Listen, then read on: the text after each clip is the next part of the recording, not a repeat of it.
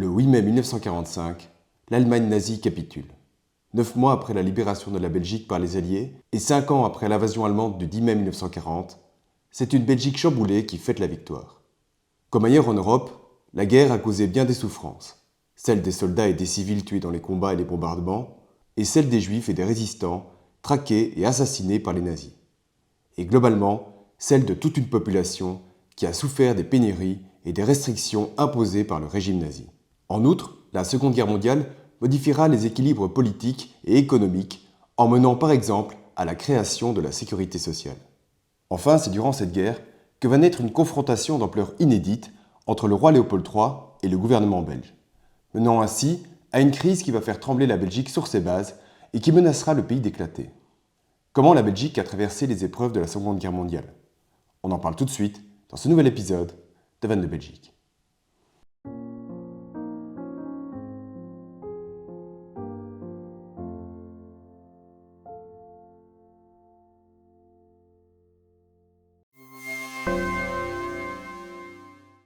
Bonjour à tous et bienvenue à vous dans la suite de cette série où je résume les grandes lignes de l'histoire de la Belgique.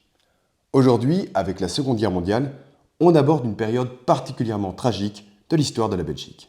Vous le savez peut-être, c'est le 10 mai 1940 que l'Allemagne allait envahir la Belgique, plongeant ainsi le pays dans la Seconde Guerre mondiale. Cette guerre avait commencé dès septembre 1939, quand suite à l'invasion allemande de la Pologne, la France et le Royaume-Uni avaient déclaré la guerre à l'Allemagne. Toutefois, cette déclaration de guerre franco-britannique ne fut pratiquement suivie d'aucun effet, les troupes françaises préférant attendre l'attaque allemande derrière leur forteresse. C'est ce qu'on a appelé en France la drôle de guerre. Dans le dernier épisode de cette série sur les années 1930, j'ai expliqué pourquoi la Belgique avait décidé de revenir à une politique de neutralité en 1936. Ainsi, à la veille de l'invasion allemande de mai 1940, l'armée belge était certes mobilisée depuis le mois de septembre 1939, mais l'immense majorité de la population belge espérait néanmoins que la Belgique puisse rester en dehors de la guerre, et ce, malgré de nombreuses indications qu'une invasion allemande de la Belgique était des plus probables. Toutefois, on espérait qu'en cas d'attaque allemande, l'armée belge qui comptait 600 000 hommes puisse cependant contenir les troupes allemandes. Du moins, le temps que les troupes françaises et britanniques viennent au secours des Belges. Le plan du commandement belge en cas d'attaque était alors de contenir les Allemands le long de la Meuse et du canal Albert. Et dans le pire des cas, on se replierait alors sur une ligne de défense allant de Anvers à Namur. Mais malgré tous ces plans, malgré l'ampleur des investissements militaires engagés et la mobilisation de 600 000 hommes sur une population totale de 8 millions d'habitants, l'armée belge va s'effondrer en 18 jours face aux troupes d'Hitler. En effet, l'attaque allemande déclenchée le 10 mai est fulgurante, quand les Allemands envahissent simultanément les Pays-Bas, la Belgique et le Luxembourg. Dès lors, le plan franco-britannique se met en place, et les meilleurs éléments motorisés des armées françaises et britanniques pénètrent en Belgique et aux Pays-Bas pour soutenir les pays neutres agressés. Mais très vite, aussi bien les Belges et les Néerlandais que les Français et les Britanniques sont pris de vitesse par les Allemands. Ces derniers attaquent en effet en utilisant des tactiques modernes, qui combinent l'emploi massif de chars, d'avions et des parachutistes. Ainsi, à la surprise générale, la fierté de la défense belge, le fort d'Ebenemal, près de Liège, pourtant réputé imprenable, est mis hors service au bout de 36 heures seulement, par des parachutistes allemands qui se sont posés sur le toit. Ebenemal étant tombé, l'armée belge abandonne la défense sur le canal Albert et la Meuse. Alors que les chars allemands foncent en Belgique et que les avions allemands détruisent les aérodromes, les troupes belges se replient donc sur la ligne de défense qui va d'Anvers à Namur, où elles sont renforcées par les troupes françaises et britanniques. Toutefois, malgré une résistance efficace en certains points, les trois armées alliées doivent bientôt se replier. Car en effet, le 13 mai, les Allemands ont percé le front français et franchi la Meuse à Sedan, dans les Ardennes françaises. Les chars allemands foncent maintenant à travers le nord de la France et menacent d'encercler les armées alliées en Belgique. 2 jours plus tard, le 15 mai, les Pays-Bas capitulent. Et Bruxelles tombe le 17 mai, Anvers le 18. Et le 20 mai, les Allemands atteignent la Manche, prenant ainsi au piège des centaines de milliers de soldats belges, français et britanniques. En quelques jours seulement, la situation semble tourner à la catastrophe générale pour les Alliés. Au milieu de ces combats et de ces millions de combattants qui se trouvent en Belgique et dans le nord de la France, on trouve des millions de civils désemparés. Les Belges ont en effet eu le souvenir des atrocités commises par les Allemands en 1914, et dès les premiers jours de l'attaque, ils sont des millions à avoir pris la fuite pour tenter d'échapper au combat. Emportant le peu qu'ils pouvaient, ils s'entassent sur les routes au milieu des soldats alliés et ne sont pas épargnés par les avions allemands qui sèment la mort tant parmi les civils que les combattants. Beaucoup de civils parviennent en France, où ils seront près de 2 millions à fuir. Toutefois, d'autres se retrouvent coincés quand les Allemands atteignent la mer et ne pouvant aller plus loin, ils se retrouvent souvent piégés au milieu des combats. Sur le plan militaire, l'armée belge s'est repliée sur la rivière la Lys, qui traverse les Flandres. Et durant plusieurs jours, du 23 mai au 28 mai, les Belges livrent bataille et parviennent tant bien que mal à contenir les Allemands. Mais malgré cela, les Allemands progressent, et il semble que l'armée belge ne puisse plus résister très longtemps. Et ce, d'autant que les forces britanniques commencent à se replier vers l'Angleterre depuis Dunkerque. Dans cette ambiance funeste, au milieu des bombes, le roi Léopold III et le gouvernement belge se réunissent au château de Wynendael pour une rencontre qu'on retient souvent sous le nom de drame de Wynendael. Certes, la querelle entre le roi et ses ministres couvait depuis plusieurs années, mais c'est en pleine guerre qu'elle va s'approfondir brutalement, avec des conséquences qui empoisonneront la vie politique belge bien des années après la guerre. À Wynendael, les positions du roi et des ministres apparaissent inconciliables. Pour les ministres, qui représentent les 3 grands partis politiques belges, il faut absolument continuer la lutte aux côtés des Français et des Britanniques. Et pour cela, partir en exil si nécessaire. À l'inverse, Léopold III estime que l'armée belge étant vaincue, il faut capituler, et que plutôt de partir à l'étranger, son devoir est de rester en Belgique pour partager le sort des soldats prisonniers.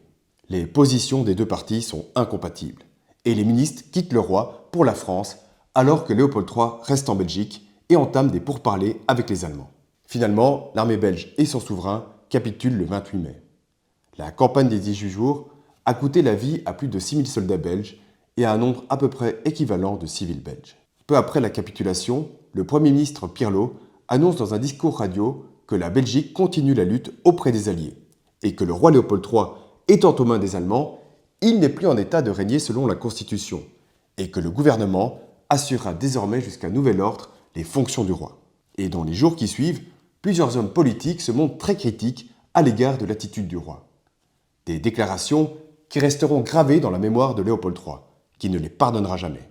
Les graines de ce qu'on nommera plus tard la question royale étaient déjà semées en ce printemps 1940. En attendant, près de 22 ans après la libération de 1918, la Belgique plongeait dans une nouvelle période d'occupation qui allait durer 4 années. Dès le 31 mai 1940, 3 jours après la capitulation signée par Léopold III, les Allemands placent la Belgique et le nord de la France sous une administration militaire dirigée par le général Alexander von Falkenhayn. La Belgique est donc confiée à la garde des militaires de carrière allemands plutôt qu'à celle des nazis les plus convaincus comme les SS de Himmler, dont l'influence sera néanmoins grandissante à mesure que l'occupation du pays se prolonge. La mission des militaires allemands qui occupent la Belgique est assez simple: tenir le pays le plus calme possible avec le moins d'hommes nécessaires et faire en sorte que l'industrie et l'économie belge puissent rapidement être mises au service de l'effort de guerre allemand. Pour ce faire, les Allemands sont alors amenés à travailler avec les fonctionnaires et les patrons de l'industrie qui sont restés en Belgique. L'administration civile belge est en effet aux mains des secrétaires généraux, c'est-à-dire des hauts fonctionnaires à qui le gouvernement a délégué son autorité avant de partir en exil.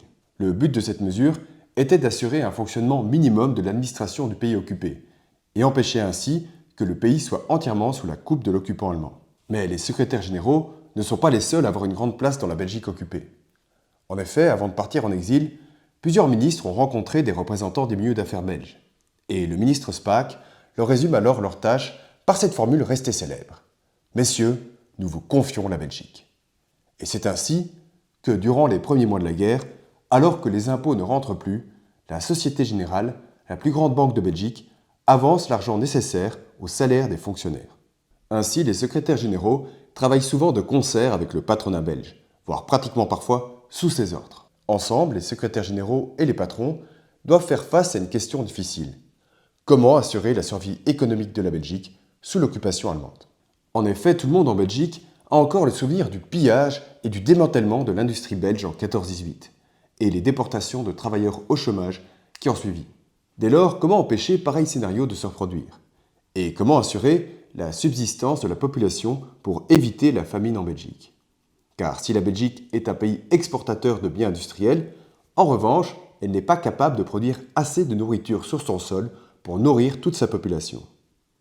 C'est pour prévenir ces craintes que les secrétaires généraux et le patronat belge, emmenés par le directeur de la Société Générale, Alexandre Galopin, se lancent dans une politique dite de moindre mal. Concrètement, on relance l'économie belge et on exporte des biens vers l'Allemagne, tout en se refusant à produire des armes pour l'occupant. Et en échange, les Allemands sont censés livrer les denrées nécessaires pour éviter une famine en Belgique. Mais si la Belgique ne produit pas directement des armes pour l'Allemagne, il ne faut cependant pas se faire d'illusions, car en exportant des produits vers l'Allemagne, l'économie belge aide bel et bien la machine de guerre allemande, au moins indirectement en tout cas. Cette politique de moindre mal sera d'autant plus critiquée qu'au cours de la guerre, beaucoup des arguments invoqués pour la justifier tiennent de moins en moins la route. On voulait empêcher le travail obligatoire, les Allemands l'instaurent en Belgique dès mars 1942. Et à partir d'octobre 1942, les Allemands imposent le travail obligatoire en Allemagne. Ainsi, au total, ce sont 189 000 Belges qui seront soumis au travail obligatoire durant la guerre. Par ailleurs, à mesure que la guerre dure et devient difficile pour l'Allemagne, les livraisons de nourriture se font de plus en plus insuffisantes, ou n'arrivent pas. Tant et si bien que la politique de collaboration économique des secrétaires généraux et du patronat est de plus en plus critiquée par le gouvernement belge en exil.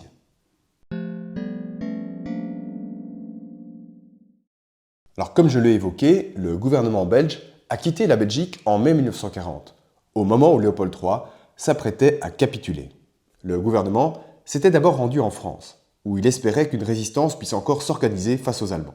Toutefois, l'armée française dépose les armes 3 semaines plus tard, et après plusieurs semaines de tergiversation, le gouvernement belge parvient alors à rejoindre le Royaume-Uni en octobre 1940. Le pays est alors le seul qui s'oppose encore à l'Allemagne nazie. À l'automne 1940, alors que l'aviation allemande bombarde l'Angleterre, rien ne laisse penser que l'Allemagne puisse encore perdre la guerre. Mais le gouvernement belge en exil, dirigé par le catholique Pirlo, décide néanmoins de continuer la lutte auprès des Britanniques et des autres gouvernements et souverains qui ont trouvé refuge à Londres. La participation belge à l'effort de guerre allié se démontre alors par l'engagement d'aviateurs et de marins belges dans l'aviation et la marine britannique, ou par la constitution d'unités comme la brigade Piron qui participeront au débarquement de 1944. Mais aussi par la mise à disposition des immenses ressources de la colonie du Congo, où la population est soumise à de très dures conditions de travail. D'ailleurs, c'est du Congo que viendra l'uranium qui servira à confectionner les premières bombes atomiques qui seront larguées sur le Japon. Par ailleurs, les troupes coloniales belges, majoritairement composées de Congolais, participeront à plusieurs campagnes, dont la principale fut l'opération menée contre les forces italiennes en Éthiopie. Enfin, en collaboration avec les Britanniques, le gouvernement belge en exil organisa le soutien à la résistance qui luttait en Belgique contre l'occupant. Dès l'automne 1940, on a donc un gouvernement belge en exil qui est résolument en lutte aux côtés des Alliés pour obtenir la victoire finale sur l'occupant et le fascisme. Mais que devient alors le roi des Belges dans tout cela? Eh bien là, ce n'est pas la même histoire. Léopold III a en effet décidé de rester en Belgique pour, dit-il, partager le sort et la souffrance de ses soldats. Et une fois capturé par les Allemands, Léopold III est conduit au château royal de Laeken à Bruxelles, où il reste jusqu'en juin 1944. À l'été 1940, au moment où Léopold III décide de capituler, le roi est alors très largement soutenu par l'immense majorité de la population qui le remercie d'avoir évité que le sang coule plus longtemps en capitulant. Encore une fois, il faut comprendre qu'en 1940, au moment où l'armée belge et l'armée française viennent d'être battues, et où l'URSS et les États-Unis sont encore neutres, peu de gens croient alors à la possibilité d'une défaite allemande. Et c'est aussi la conviction de Léopold III. Ainsi, à l'inverse du gouvernement belge en exil, le roi estime que la Belgique ne doit pas essayer de continuer la lutte avec le Royaume-Uni. Jugeant que l'Europe va subir durant longtemps une domination allemande, Léopold III souhaite préserver la place et l'indépendance de la Belgique au sein du nouvel édifice politique que va bâtir Hitler en Europe. Dès lors, Léopold III tente plusieurs fois de rencontrer secrètement Hitler, et il y parvient finalement en novembre 1940. Au cours de cet échange, il insiste particulièrement pour que Hitler garantisse l'indépendance de la Belgique une fois la guerre finie. Mais il n'obtiendra aucune promesse du chef nazi. Plus tard, en 1942, il essaya même de convaincre les Allemands de le laisser gouverner une part réduite de la Belgique, sans succès ici aussi. Par ailleurs, durant l'occupation, Léopold III ne chercha pas seulement à garantir l'indépendance de la Belgique. Il fait également des projets de réforme de la constitution belge pour la transformer dans un sens plus autoritaire, où le roi, c'est-à-dire lui, aurait un pouvoir renforcé. De cette rencontre avec Hitler et de ses projets de réforme de la Constitution, l'opinion belge ignore tout, et le roi reste d'abord populaire. Même si avec la guerre qui se prolonge, de plus en plus de gens se demandent pourquoi Léopold III n'est pas à Londres avec le gouvernement, comme l'a fait la reine Wilhelmine des Pays-Bas de son côté. Cependant, ce qui va déclencher une vague de protestations à son égard, c'est l'annonce surprise de son remariage en décembre 1941. Pour rappel, Léopold III était veuf depuis le décès accidentel de la reine Astrid en 1935, un destin tragique qui lui avait longtemps valu la compassion des Belges. Alors, le 7 décembre 1941, quand le cardinal Van Roy fait lire une lettre dans les églises pour annoncer que le roi s'est remarié 3 mois plus tôt, la réprobation est générale. Non seulement parce que beaucoup avaient encore en mémoire la reine Astrid, mais surtout parce qu'alors que la population est soumise à de dures privations et persécutions de la part de l'occupant, beaucoup de Belges ne peuvent plus croire que le roi se soucie d'eux et veut partager le sort des soldats prisonniers. Comment le roi peut-il en effet partager le sort des prisonniers alors qu'il se remarie, et que dans le même temps, de nombreux maris sont prisonniers en Allemagne? L'indignation est générale, mais elle est encore plus poussée en Wallonie, où les soldats resteront prisonniers jusqu'à la fin de la guerre. Alors qu'en Flandre, la plupart des soldats prisonniers sont libérés dans les semaines qui suivent la capitulation belge. Le crédit de Léopold III est donc déjà bien entaché pendant la guerre, et sa relation avec le gouvernement belge en exil ne s'arrangera jamais, bien que les ministres tentent d'entrer plusieurs fois en contact avec le roi et disent à plusieurs reprises leur volonté de rétablir la monarchie après la guerre. Durant 4 années, comme le reste de l'Europe occupée, la Belgique est passée à l'heure allemande. Pour l'essentiel de la population, la plus grande difficulté au cours de la guerre sera de parvenir à se nourrir. On l'a dit, la Belgique ne produisait pas assez pour se suffire seule sur le plan alimentaire. Dès lors, durant toute la guerre, la population belge doit ruser d'inventivité et de courage pour réussir à braver la faim. Le quotidien était difficile, car la plupart des produits alimentaires de base, comme le pain, les pommes de terre, le lait et la viande, étaient soumis à un rationnement dont les portions diminuaient de plus en plus au cours de la guerre et pour lesquels il fallait faire de longues heures de file devant les magasins. La plupart des produits étant manquants ou insuffisants, les plus démunis doivent demander de l'aide à des organisations comme le Secours d'hiver qui distribuent également des rations alimentaires dans les écoles. D'autres se tournent vers le marché noir et vont tenter d'acheter des biens à des proches vivant à la campagne. Toutefois, les prix sur le marché noir deviennent rapidement si élevés que pour beaucoup, il devient impossible de s'y fournir. À la fin, il faut ajouter les pénuries de toute nature, comme le manque de charbon qui empêche de se chauffer durant l'hiver. Mais il y a aussi les bombardements aériens des Alliés et bien sûr la terrible répression qui s'abat sur la Belgique. Avec l'occupation de l'Allemagne nazie, ce sont en effet tous les principes de démocratie et de justice qui ont pris fin. La liberté d'expression, les journaux libres, les partis politiques, les syndicats libres, tout cela n'existe plus. Et ceux qui résistent risquent les représailles des autorités militaires allemandes, mais aussi d'unités de police de la SS, comme la Gestapo, qui traquent les juifs, les communistes, les francs-maçons, les étrangers et la résistance. Beaucoup de résistants sont déportés en Allemagne, ou en Belgique, au camp de Brendank, un ancien fort de l'armée belge que l'occupant allemand a transformé en camp de concentration. Par ailleurs, pour punir les auteurs d'attentats commis par la résistance, les Allemands saisissent des otages pour les exécuter en guise de représailles. Et près de 300 Belges seront ainsi tués durant la guerre. Mais si les Belges qui résistent sont donc persécutés pour ce qu'ils font, les Juifs de Belgique sont eux systématiquement persécutés pour ce qu'ils sont. En Belgique comme ailleurs en Europe, les Juifs de Belgique sont les victimes du racisme des nazis qui voient en chacun d'eux des ennemis et une menace. Ainsi, dès le début de l'occupation, les Juifs de Belgique sont soumis à des discriminations et à un recensement qui les oblige à s'identifier auprès des autorités. Dès lors, à l'instar de ce qui se fait en Allemagne, les commerces tenus par des Juifs doivent s'identifier comme tels et les personnes juives sont interdites de travailler dans bien des domaines comme l'administration, l'enseignement et la justice. Dès 1941, les Juifs sont interdits de toute activité économique et ils sont contraints de vivre à Bruxelles, Anvers, Liège ou Charleroi. Enfin, en 1942, le port de l'étoile jaune leur est imposé dans la rue et leurs biens sont saisis, de même que leurs entreprises. L'horreur arrive à son comble à l'été 1942, quand les autorités SS procèdent à l'arrestation des Juifs et aux premiers rafles à Bruxelles et à Anvers. Hommes, femmes, enfants et vieillards juifs sont alors rassemblés à la caserne d'Aussin près de Malines pour être ensuite déportés vers Auschwitz. Ainsi, de 1942 à 1944, près de 25 000 Juifs de Belgique soit 40% de la population d'avant-guerre, seront déportés à Auschwitz, ainsi que 351 tziganes. Seules quelques centaines de ces 25 000 personnes survivront à la guerre. Et parmi ceux qui ont échappé à la déportation, beaucoup doivent leur salut à la résistance qui les aide à se cacher, alors que d'autres seront envoyés à la mort par des collaborateurs belges.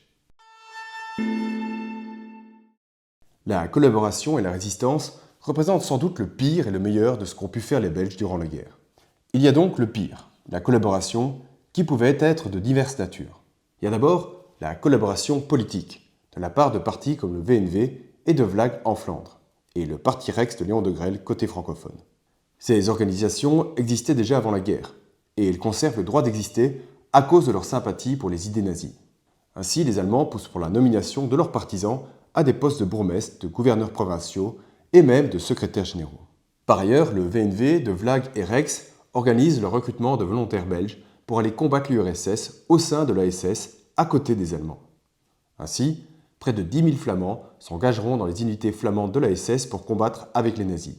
Et chez les francophones, environ 7 500 hommes rejoindront les rangs de la Légion Wallonie, créée à l'initiative de Léon Degrelle, qui est aussi intégrée à l'ASS. En outre, d'autres hommes liés à ces partis rejoindront des organisations qui veillent au maintien de l'ordre dans la Belgique occupée. Beaucoup de collaborateurs n'hésitent donc pas à s'en prendre à la population. Et certains traquent le marché noir, et d'autres luttent contre la résistance. Il y en a, comme Prosper de Zitter, qui agissent uniquement pour l'argent, car les Allemands les engagent et les payent pour infiltrer les réseaux de résistance et procéder à des dénonciations. Mais d'autres, comme les Rexistes et le VNV, agissent parce qu'ils adhèrent aux valeurs nazies et à leur conception de l'ordre nouveau.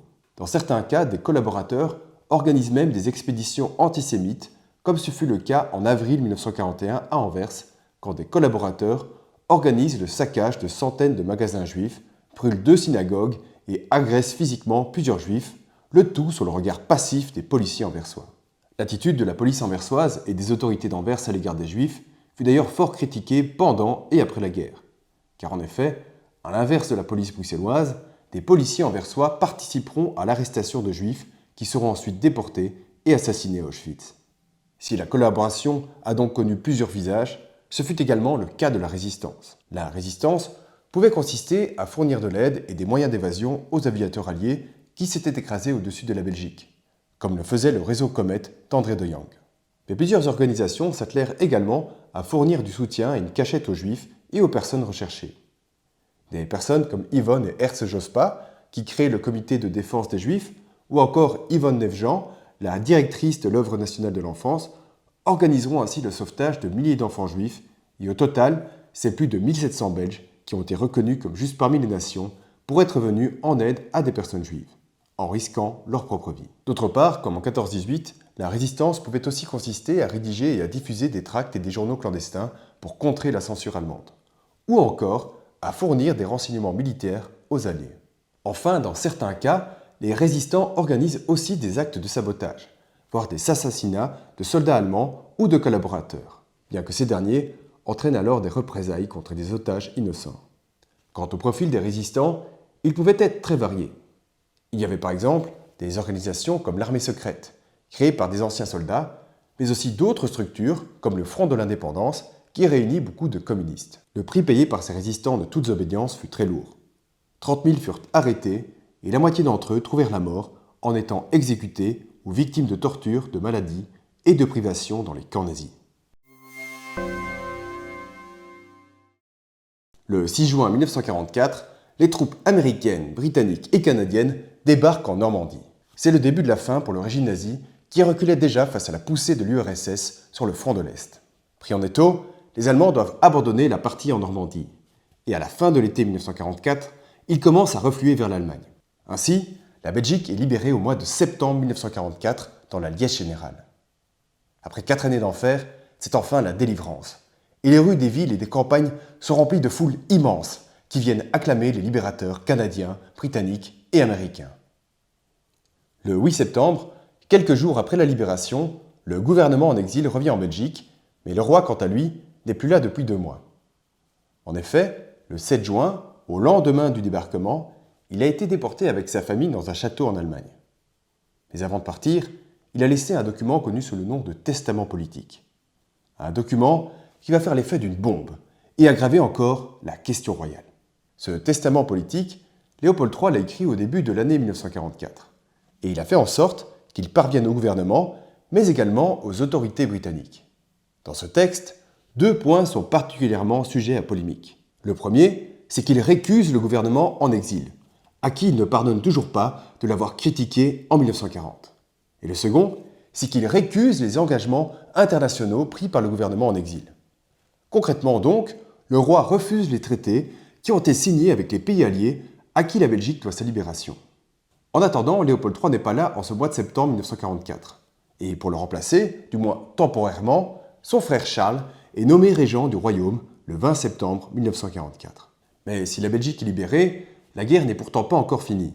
Et même la Belgique n'est pas épargnée. Refusant de capituler, l'Allemagne nazie lutte toujours de toutes parts et elle continue de bombarder la Belgique avec des bombes volantes V1 et V2 jusqu'à la fin de la guerre. En décembre 1944, Hitler tente même une contre-attaque à travers les Ardennes belges et luxembourgeoises. Au prix de lourdes pertes, les Américains parviennent cependant à stopper cette nouvelle attaque allemande. La bataille des Ardennes aura néanmoins ravagé la région et coûté la vie à 2500 civils belges. Et pendant ce temps-là, en pleine bataille des Ardennes, une nouvelle institution a été officiellement créée le 28 décembre 1944. Il s'agit de l'ONSS, l'Office national de la sécurité sociale. Une institution financée par des cotisations sociales et patronales obligatoires afin de financer les allocations familiales, les congés payés, les pensions et couvrir les risques liés à la maladie ou au chômage. Si le ministre socialiste Achille Van Acker joua un grand rôle dans la création de la sécurité sociale, cette institution est aussi le fruit d'un long processus entamé avant la guerre et poursuivi durant celle-ci. Ainsi, la création de la sécurité sociale s'inscrit dans la continuité du pacte social qui fut conclu clandestinement entre certains patrons progressistes et des syndicalistes en avril 1944. Et après la guerre, la sécurité sociale sera encore complétée par la création d'organes de consultation économique où siègent des représentants du patronat et des syndicats. Indéniablement, la Seconde Guerre mondiale aura donc marqué une étape décisive dans l'évolution du modèle de protection et de concertation sociale belge. Le 8 mai 1945, l'Allemagne nazie capitule enfin, marquant ainsi la fin de la Seconde Guerre mondiale en Europe. La veille, on venait d'apprendre que le roi Léopold III et sa famille avaient été libérés par les troupes américaines en Autriche. Dès lors, comme un symbole, le 8 mai, alors qu'on fête la fin de la guerre en Belgique et dans toute l'Europe, des manifestations éclatent déjà à Bruxelles entre partisans et opposants au retour de Léopold III. Ce n'était là que le début d'une querelle qui allait empoisonner la vie politique belge durant au moins 5 années et qui fera craindre jusqu'à l'éclatement de la Belgique. Comment la Belgique va traverser l'épreuve de la question royale? Comment le pays va se reconstruire économiquement et politiquement? Et enfin, comment seront réprimés les collaborateurs après la guerre? Eh bien, on répondra à toutes ces questions dans le prochain épisode sur l'après-guerre. En attendant, n'hésitez pas à vous abonner si ce n'est pas encore fait. N'hésitez pas non plus à liker cet épisode et à le partager. Et si le sujet vous intéresse, n'hésitez pas non plus à aller consulter les sources que j'ai utilisées pour écrire le script de cet épisode et qui se trouve dans la description. En tout cas, je vous dis merci de m'avoir écouté et je vous dis à très bientôt.